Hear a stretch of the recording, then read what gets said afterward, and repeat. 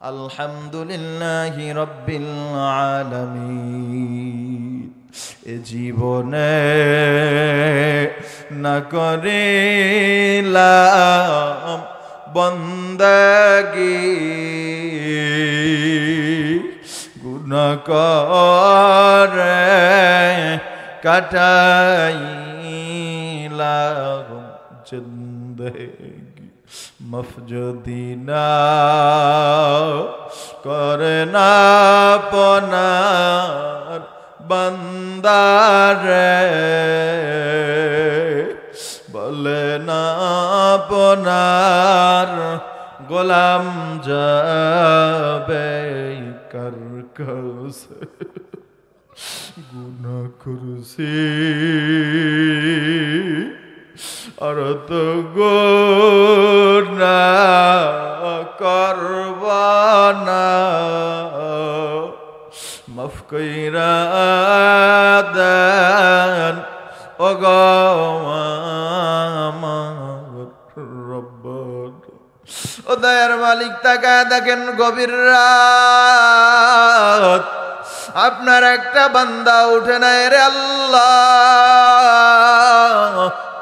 ও দয়ার মালিক, আপনার ভালোবাসা মোহাব্বতে কত যুবকের বৃদ্ধার চোখে পানি। আয় আল্লাহ, এরা গাড়ি বাড়ি চায় না, টাকা পয়সা ধন সম্পদ চায় না। আয় আল্লাহ, রাতে আপনার ক্ষমা, আপনার মাফ, আপনার দয়া। আয় আল্লাহ, আপনি আমাদের সকলের জীবনের গুনাহগুলো মাফ করে দেন। আয় আল্লাহ, দুনিয়ায় যতদিন বাঁচবো ঈমান ও আমল নিয়ে বাঁচার তৌফিক দেন। ও দয়ার মালিক, তাকে দেখেন এখানে কার জানি মা নাই, বাবা নাই। আয় আল্লাহ, কে জানি বিবি হারা কাঁদে, কে জানি সন্তান হারা কাঁদে, কে জানি জোরের ভাই হারা কাঁদে, কে জানি বন্ধু বান্ধব হারা কাঁদে। আয় আল্লাহ, আপনার কি দিলে মায়া লাগে না, দয়া লাগে না? আয় আল্লাহ, বাবা আদম থেকে পর্যন্ত যত মুমিন মুসলমান চলে গেছে, সকলের কবর গুলো জান্নাতের বাগান বানায় দেন। আয় আল্লাহ, খাস করে মাওলা এলাকাবাসীকে মাফ করে দেন। আয় আল্লাহ, মাদ্রাসাকে কবুল করে নেন, মাদ্রাসার ছাত্র উস্তাদ এলাকাবাসীকে কবুল করে নেন। আয় আল্লাহ, এখানে যারা হাত তুলেছে যুবক, একটু মাওলার কাছে ক্ষমা চাও। আল্লাহ বলে, বান্দা তুই ক্ষমা চাইতে দেরি, আমি আল্লাহ মাফ করতে দেরি করি না। ওরে যুবক, জীবনে তো কম অন্যায় করলা না, আল্লাহর কাছে একটু ক্ষমা চাও, আর মাওলার একটু মোহাব্বতে ডাক দাও আল্লাহ, আর একটু মোহাব্বতে ডাক দাও আল্লাহ আল্লাহ। আয় আল্লাহ, এরা আল্লাহ আপনার জন্য বড় পাগল। আয় আল্লাহ, জানি আপনার বান্দার অভাব নাই, কিন্তু মালিক এটা জানি আপনি ছাড়া আমাদের আর কোনো আল্লাহ নয়। দুনিয়ার সব দরজা বন্ধ, আপনার দরজা খোলা। আর যদি বলেন দরজা থেকে মাপ দিবেন না, তাহলে দরজা দেখা দেন। জানি কোন দরজা দেখাইতে পারবেন না, তো মাফ করা ছাড়াও আপনার রাস্তা নাই। ও দয়ার মালিক, খাস করে মাফ করে দেন। দাড়ি পাকা মুরব্বীরা হাত তুলছে, যুবকরা হাত তুলছে, ওলামায়ে কেরাম হাত তুলছে। আয় আল্লাহ, কারো হাতকে ফিরা দিয়েন না রে আল্লাহ। আয় আল্লাহ, যারা যা চায় আপনি সবাই রে সব দিয়ে দেন আল্লাহ। আল্লাহ, আপনি কারে দেবেন আল্লাহ? আপনার বান্দা আমরা ছাড়া কে আছে আল্লাহ? আল্লাহ, আপনার কাছেই তো আমরা মাপ চাই। আয় আল্লাহ, আপনার কাছেই তো ইবাদতের শক্তি চাই। আয় আল্লাহ, আপনার কাছেই তো সহযোগিতা চাই আল্লাহ। আল্লাহ, আপনি একটু মাফ করিয়া দেন না আল্লাহ। আল্লাহ, একটু মাফ করিয়া দেন না আল্লাহ। আল্লাহ, আপনি ছাড়া আমার আর কোনো মালিক নাই। আল্লাহ, আপনি ছাড়া তো আমার কোনো আল্লাহ নাই। আল্লাহ, আপনি তো আমার সব, আপনি তো আমার রব। আল্লাহ, একটু মাফ করে দেন না আল্লাহ। আল্লাহ, একটু মাফ করে দেন না আল্লাহ। আল্লাহ, একটু মাফ করে দেন না আল্লাহ। আল্লাহ, একটু কবুল করিয়া নেন না আল্লাহ। আল্লাহ আপনি আমাদের সবাইকে কবুল করেন আল্লাহ। আল্লাহুম্মা আগিন্নি আলা যিকরিকা ওয়া শুকরিকা ওয়া হুসনি ইবাদাতিক। আল্লাহ সকলের মনের আশা পূরণ করে দেন। আয় আল্লাহ পর্দার অন্তরালের মা বোনরা হাত তুলছে, তাদেরও কবুল করে নেন। আয় আল্লাহ খাস করে এই মাদ্রাসার জন্য যারা শ্রম দিয়েছে, টাকা দিয়েছে, অর্থ দিয়েছে, পরামর্শ দিয়েছে, মাইক লাইট প্যান্ডেল দিয়ে সহযোগিতা করেছে, আল্লাহ সবাইকে মাফ করে দেন। আয় আল্লাহ কবুল করে নেন। আয় আল্লাহ খাস করে আমাদেরকে কবুল করে নেন। রব্বানা আতিনা ফিদ দুনিয়া হাসানা ওয়া ফিল আখিরাতি হাসানা ওয়া কিনা আযাবান নার। আমিন আমিন বিরহমাতিকা ইয়া আরহামার রাহিমিন। তো আল্লাহ তাআলা বলেন, এক নম্বরে গোলামি চলবে কার? আদেশ চলবে কার? দ্বিতীয় নম্বরে ওয়াবিল ওয়ালিদাইনি ইহসানা। দ্বিতীয় নম্বরে ইহসান, আহসানে খুলুক, সৎ ব্যবহার, এটা চলবে মা বাবার বেলায়। কাদের বেলায়? কাদের বেলায়? মা বাবার বেলায়। তো এই দুইটা বিষয়ের উপরে সামান্য আলোচনা করি, শেষ করব ইনশাআল্লাহ। তো আল্লাহ তাআলা বলেন এক নম্বরে গোলামি চলবে কার? তাহলে প্রশ্ন হবে, আল্লাহ আসমান জমিন কেন বানাইলেন? আসমান জমিন, গ্রহ নক্ষত্র, এগুলো সব আল্লাহ বানাইছেন। বলেন তো আসমান আল্লাহ তাআলার কোনো কাজে আসেনি? আসমান আল্লাহর কোনো দরকার আছে? জমিন আল্লাহ তাআলার কোনো কাজে লাগে? জমিনের পানি কি আল্লাহ তাআলা ভক্ষণ করে? জমিনের গাভীর দুধ কি আল্লাহ খায়? জমিনের ফসল কি আল্লাহ নেয়? এগুলো খায় কারা? পান করে কারা? তাহলে সব আমরা করতেছি। তাহলে যদি আল্লাহকে প্রশ্ন করি, আল্লাহ এগুলো কার জন্য বানাইলেন? আল্লাহ বলে, দুনিয়ার মধ্যে যত মাখলুক দেখো, সব মাখলুকাত আমি বানাইলাম তোমার জন্য। কার জন্য? বান্দার জন্য। তবে প্রশ্ন হবে, আল্লাহ বুঝলাম আসমান জমিন গ্রহ নক্ষত্র সব বানাইলেন আপনি আমার জন্য, পানি বানাইলেন আমার জন্য, গাভী বানাইলেন আমার জন্য, জমিন বানাইলেন আমার জন্য, সব আমার জন্য, তাহলে আমারে বানাইলেন কেন? আমারে বানাইলেন কিসের জন্য? তো আল্লাহ কোরআনুল কারীমের মধ্যে জবাব দেয়, কেন বানাইছি জানো? ওয়ামা খালাকতুল জিন্না ওয়াল ইনসা ইল্লা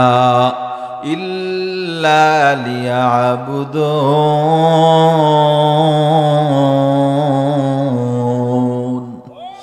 মা খালাকতুল জিন্না ওয়াল ইনসা বিখাগ জুজ ইবাদাতান ইস্তামাকসুদাত জাহা। আল্লাহ ডাক দিয়া বলে, গোলাম আমি আল্লাহ তোমারে বানাইলাম আমি আল্লাহর গোলামির জন্য। ও আল্লাহ দয়াময় রব্বুল আলামিন, আসমান জমিন গ্রহ নক্ষত্র জমিনের মধ্যে যা কিছু আছে আয় আল্লাহ সব বানাইলেন আমার জন্য। তবে মাওলা আমারে কেন বানাইলেন? আমার মাওলা জবাব দেয়, তোরে বানাইছি আমার জন্য। কারণ আমার ছেলে নাই, সন্তান নাই, আমার স্ত্রী পুত্র কেউ নাই, আসেনি? আল্লাহ বলেন, লাম ইয়ালিদ ওয়া লাম ইউলাদ, আমি আল্লাহ কাউকে জন্ম দেই নাই, কারো থেকে জন্ম নেই নাই। কুল হুয়াল্লাহু আহাদ, আমি আল্লাহ এক, লা শারীকা লাহ, আমি আল্লাহর সাথে কারো শরীক নাই, কারো সম্পর্ক নাই। আমি আল্লাহ তোদের বানাইলাম একমাত্র আমার গোলামির জন্য বান্দা। তবে তৃতীয় নাম্বার প্রশ্ন হলো, মালিক বানাইছেন তো গোলামির জন্য, তবে তো আমার অনেক কাল অনেক জগৎ আছে, তো আমি কোন কালে কোন জগতে করব? এক নাম্বার রূহ জগৎ, দুই নাম্বার হলো দুনিয়ার জগৎ, তিন নাম্বার হলো আলমে বারজাখ কবর জগৎ, আর চতুর্থ হলো হাসর আর জান্নাত জাহান্নাম। দয়ার মালিক, আমি এই কালের মধ্যে কোন কালে আমি আমার গোলামি চালাইব? আল্লাহ বলেন, বান্দা তোমার রূহ জগৎ ও গোলামির জায়গা না, তোমার আখিরাত ওই কবর জগৎ আলমে বারজাখ গোলামির জায়গা না, তোমার আখিরাত গোলামির জায়গা না, তোমার গোলামির জায়গা হলো দুনিয়া। আর দুনিয়া মাজরাতুল আখিরাহ, দুনিয়া ফসল উৎপন্ন করার জায়গা, আখিরাতে ভোগ করার জায়গা। ও বান্দা, দুনিয়া আমি পাঠাইলাম আমার গোলামির জন্য। প্রশ্ন হবে, মালিক গোলামি তো করব, তবে আমার তো কাল আছে অনেকগুলো, শিশুকাল, কিশোরকাল, যুবককাল, বৃদ্ধাকাল। ও দয়ার মালিক, আমার কোন কালের মধ্যে আপনার গোলামিটা চলবে? আমার মাওলা ডাক দিয়া বলে, গোলাম তোমার গোলামিটা চলবে ওয়াবুদ রাব্বাকা হাত্তা ইয়াতিয়াকাল ইয়াকিন। ও গোলাম, কতক্ষণ চলবে কি জানতে চাও? তোমার গোলামিটা চলবে জীবনের শুরু থেকে কবর পর্যন্ত। কোন পর্যন্ত? মরণ পর্যন্ত গোলামি চলবে কার? না কিছু সময়, অল্প সময়, কিশোরকাল, যুবককাল, যৌবনকাল, বৃদ্ধাকাল, কোন কাল? বাঙালি তো খুব চালাক, সুযোগ খুঁজে খালি। কোন জায়গায় 8 রাকাত, কোন জায়গায় 20 রাকাত, আছে না নাই? কথা কয় না, খালি সুযোগ। আনারস কিনবে, আনারস চিনেননি? লালুয়া আসেনি? বাজারে গিয়ে দেখতেছে আনারসের দাম 120 টাকা। কয় টাকা? 120 টাকা। কয় দূর মিয়া, 120 টাকা আনারস খাইতাম। তো এর থেকে কমে আছে কোন জায়গায়? কয় কলাপাড়া কাঁচাবাজার আড়ত। লালুয়া থেকে চলে গেল কাঁচাবাজার আড়তে কলাপাড়ায়, ওখানে গিয়ে দেখে 80 টাকা। কয় টাকা? এখানে 80 টাকায় আনারস খাইতাম, তো দেশের অবস্থা কি? তো এর থেকেও কমে কোথায় পাওয়া যায়? কয় তাহলে পাওয়া যায় কই? বরিশালে। বরিশাল গিয়া দেখে 60 টাকা। কয় টাকা? কয় এতেও খাওয়া যাইবে না, আরো কমে খাইতে হবে। বরিশাল থেকে জিজ্ঞাসা করলো কোথায় কমে পাওয়া যায়? কয় টাঙ্গাইল, মধুপুর। কোথায়? কোথায়? টাঙ্গাইল, মধুপুর। কয় তাহলে ওই জায়গায় যাই। ওখান থেকে টিকিট কাইটা ধনবাড়ির আগে মধুপুর নাইমা গেল। নাইমা কয় আনারস কত? কয় 20 টাকা। কয় তাতেও খাইতাম না, এর থেকেও কম আছে। কয় বাগানে কম আছে। আবার সেখান থেকে অটো নিয়ে বাগানে গেছে, গিয়া কয় কয় টাকা? কয় 5 টাকা। কয় টাকা? 5 টাকা। 2টা কিনে আইনা লালুয়ার বাজারে ঝুলায় আর কয় দেখছ 120 টাকার আনারস আনছি 5 টাকায়। বলেন তো চালাক না? কত নাম্বার চালাক? হ্যাঁ, আমরা তো বাঙালি খুব চালাক। ইউটিউবের হুজুর বর্তমানে আমরা সব। কিসের হুজুর? কথা কয় না। এলাকার হুজুরে মাসালা কি আর জানে? সব তো জানে মোবাইলে। কথা কয় না। এজন্য এলাকার ইমাম সাহেবরা এখন টেনশন মুক্ত, মাসালা কেউ জিজ্ঞেস করে না, হুজুরেও কেতাবাদি ঘাটা লাগে না। ও আল্লাহর বান্দা, গোলামি চলবে কতক্ষণ? খুব চালাকি। কয় নামাজের মতো নামাজ একবার পড়লেই হয়, বারবার লাগে না। ওযুর মতো ওযু একবার পড়লেই করলেই হয়, বারবার লাগে না। আছে না নাই? আকাশে উড়িলে যদি হইতো আউলিয়া, সর্বপেক্ষা বড় আউলিয়া তোতা ময়নাটিয়া। পানিতে ভাসিলে যদি হইতো বড় পীর, সর্বপেক্ষা বড় পীর কচ্ছপ কুমির। জুনায়েদ বাগদাদির কাছে খাদেম গিয়ে 12 বছর ছিল। কত বছর? 12 বছর পর বিদায় নেবে এমন সময় কয় শায়েখ আমার। কয় কি ব্যাপার? কয় 12 বছর থাকলাম তো কোনো কারামত পাইলাম না। কয় তাই নাকি? পানির মধ্যে ফু দিয়ে আগুন ধরা এলায়, কত রকমের কারামত। কিন্তু বউয়ের কাছে আবার কারামত বেশি চলে না। আছে না নাই? ঘরের মধ্যে আল্লাহর ওলি বিবি সাহেব খুব জ্বালায়। একদিন কয় দেখছো অমুক বাড়ির পিসাব কত কারামত দেখায়, তুমি খালি পিসাব নামি কিন্তু কারামত দেখাইতে পারলা না। কত বিবি সাহেবের একটু কারামত দেখানো দরকার। এই চিন্তা ভাবনা কইরা আল্লাহর বান্দা আসমান দিয়ে উইরা যাইতেছে, তার বিবি সহ কয়েকজনে মাথায় বিলি দিতেছে। ঘরের মধ্যে আসার পরে বিবি সাহেব কয় দেখছো নি আজকে একজন আল্লাহর ওলি আকাশ দিয়ে উইরে গেছে, আমরা চায় চায় দেখছি। কয় তুমি যে দেখছো উনি তো আমি। কয় ও তাই নাকি? এই জন্যই দেখছো কাইত হইয়া উঠতেছো। কি হয় ওরো? কি হয় উঠতেছো? তাই ঘরের মানুষ তো এমনিতেই দাম দিবে না, তারপরেও আরো অবস্থা খারাপ। তো যে কথা বলতেছিলাম, আল্লাহ পাক রব্বুল আলামিন আল্লাহর ওলি নামাজ কতক্ষণ চলবে? সারা জীবন না অল্প কিছু সময়? নামাজের মতো নামাজ একবার পড়লি হয়ে যায়, আর লাগবে না। অজুর মতো অজু একবার করলি হয়ে যায়, আর লাগবে না। কথা কয় না। গোলামি চলবে কতক্ষণ? এজন্য আল্লাহ রসুল বলে একজন আলেম ঘুমায়া থাকবে আর একজন আবেদ দাঁড়ায় দাঁড়ায় ইবাদত করবে, সমান হবে না। ফাদলুল আলিমি আলাল আবিদি কাফাদলি আলা আদনাকুম। ও আল্লাহর বান্দা, একজন আলেমের ঘুম আর একজন সাধারণ মানুষের ইবাদত সমান না। ইমাম সাহেব মসজিদে নামাজ পড়ায়, মাঝখান দিয়ে একজন চিল্লায় গিয়া পুরো পিসাব হয়ে গেছে, মাথায় 3টা পাগড়ি, তাহাজ্জুদ আবেন চাষ সব পড়তেছে। এলাকার মুসল্লিরা কয়, ওরে মাওলা দেখছো নি, এর মতো পিসাবার দেশে আছে তো। ইমাম সাহেব বাদ, মুরগির রাঞ্জা আছে, এবার এই হুজুরেরই খাওয়াইতাম। হুজুর কয়, অবস্থা দি খারাপ, মুরগির রান্দি সব যায় অন্য টোলায়।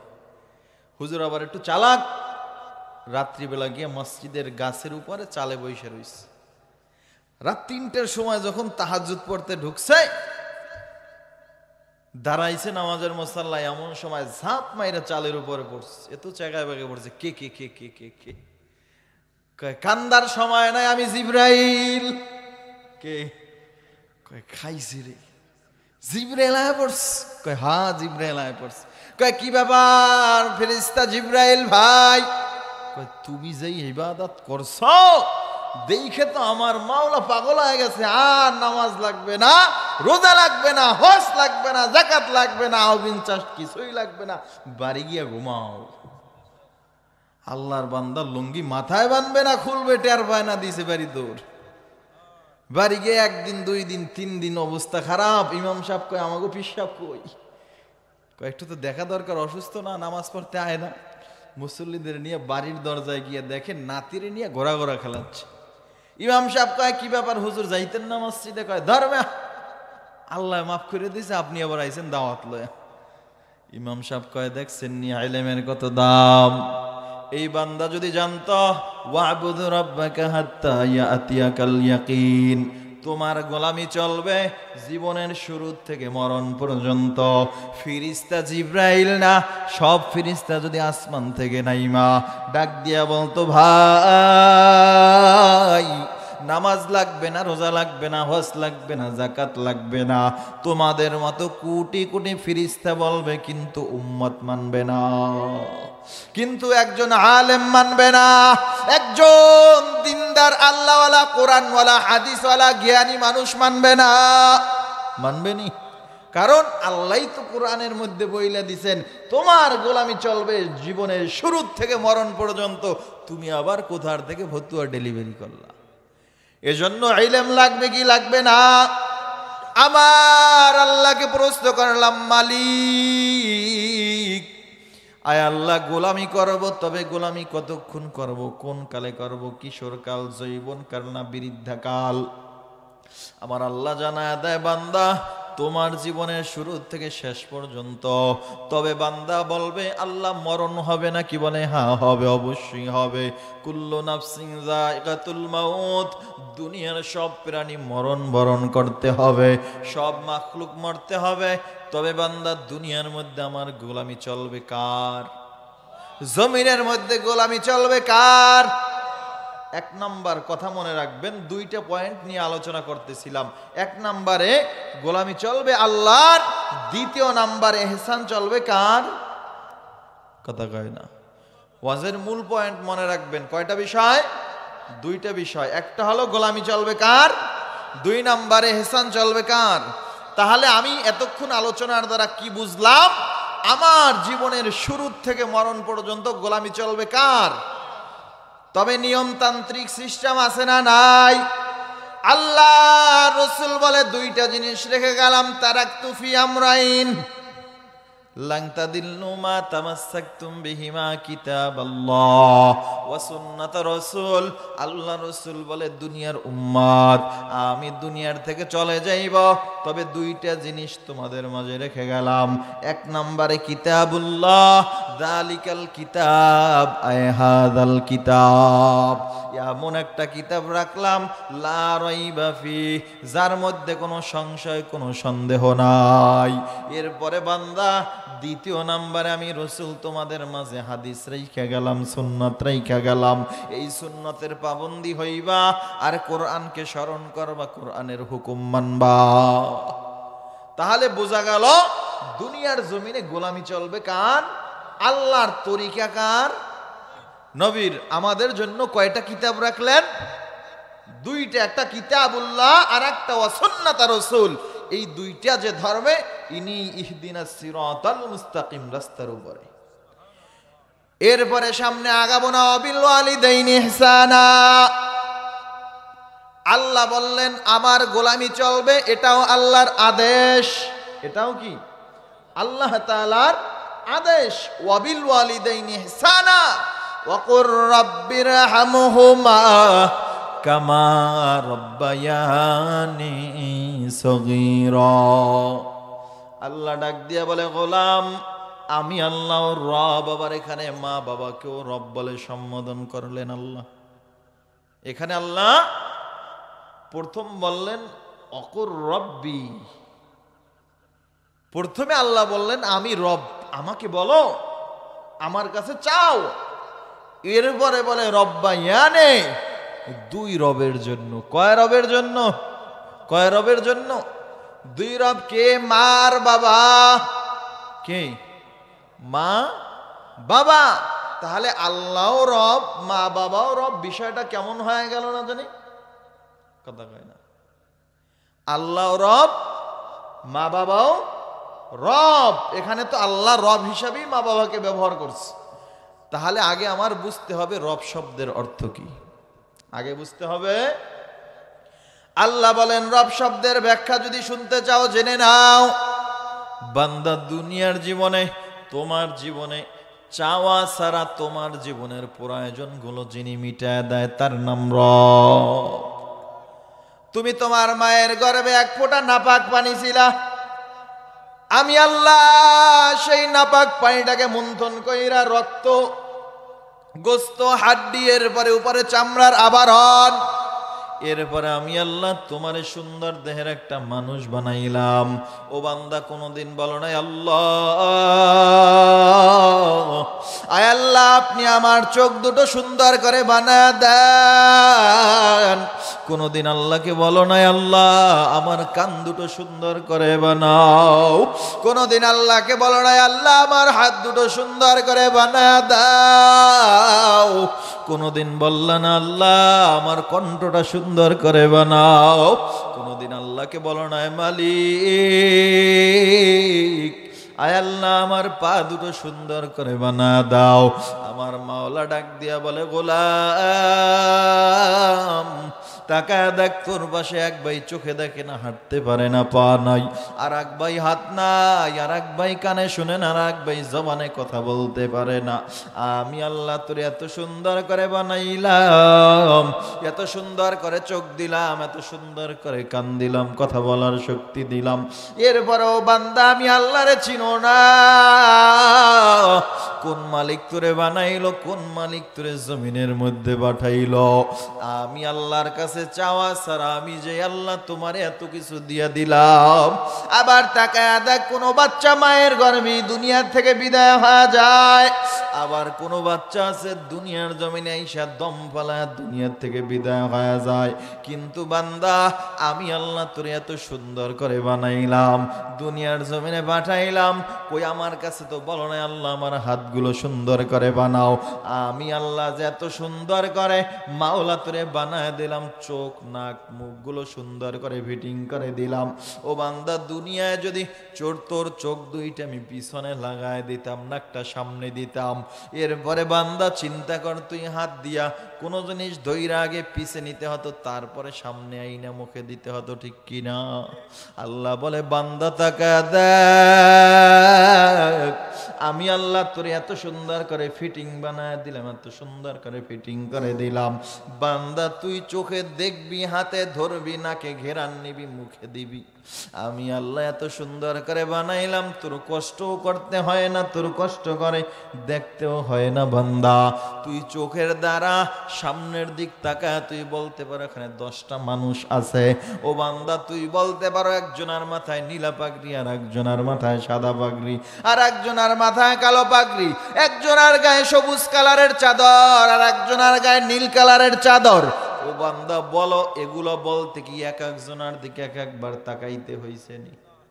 আমি যে চোখ দিয়ে তাকাইলাম, বলে ফেললাম এখানে কার গায়ে কোন কালারের ডিজাইনের গেঞ্জি সোয়েটার আছে, আমি দেখার সাথে সাথে যে বলে ফেললাম, এই যে চোখের মধ্যে কাজ করলো, একই মুহূর্তে 10টা কালার চোখের মাধ্যমে ব্রেন্টের মধ্যে আলাদা হয়ে গেল।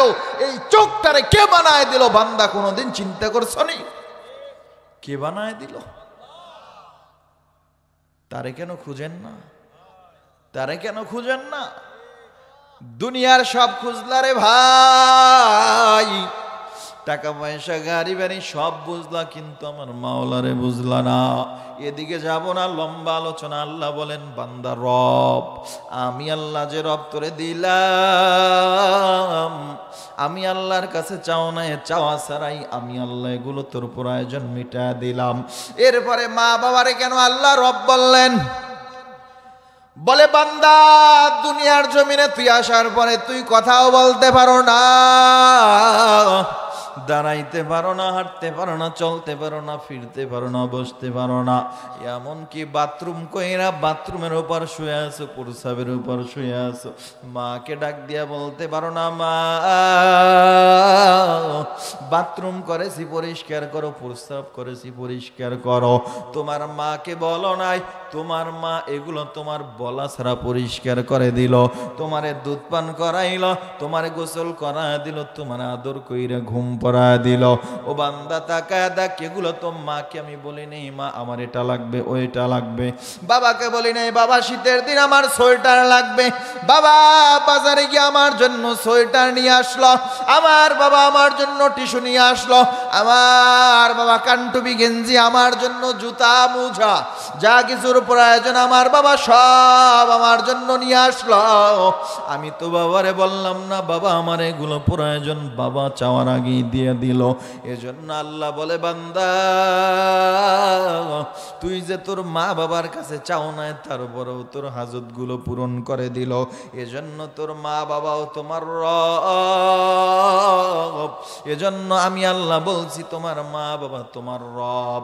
ও বান্দা আল্লাহ বলেন দুই রবের গোলামি করবা, দুই রবের খেদমত করবা, দুই রবের সাথে ইহসান করবা।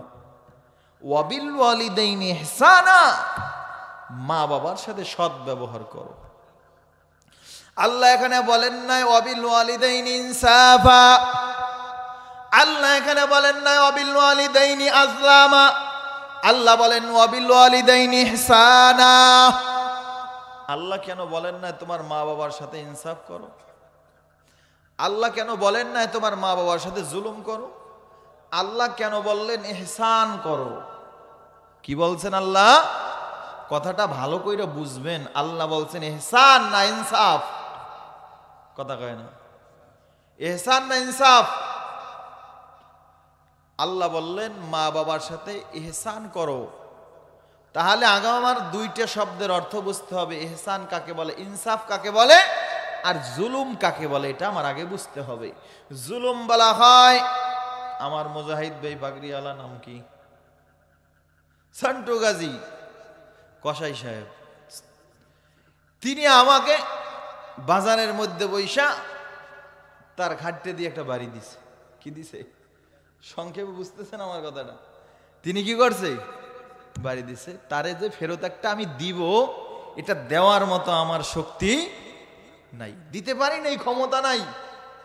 তাহলে সে জালেম আমার উপরে জুলুম করলেন, আমি মাজলুম। আমি কি মাজলুম, তার বিপরীত আমি ফিরাই দিতে পারি না, এজন্য আমি কি ওই শক্তি সামর্থ্য আমার নাই, এজন্য আমি কি মাজলুম। আর সে যে আমার উপরে প্রহার করলো, এজন্য সে কি। আর ইহসান কাকে বলে, ইনসাফ কাকে বলে? বলে সে আমারে একবেলা দাওয়াত দিয়ে গরুর গোস্ত দিয়ে ভাত খাওয়াইল, হুবাহু আমি আবার তারে দাওয়াত দিয়ে একবেলা গরুর গোস্ত দিয়া ভাত খাওয়াইলাম। এটার নাম কি ইনসাফ। যেই রকম দিবে সেই রকম আবার পাইবে। তাহলে ইহসান কাকে বলে?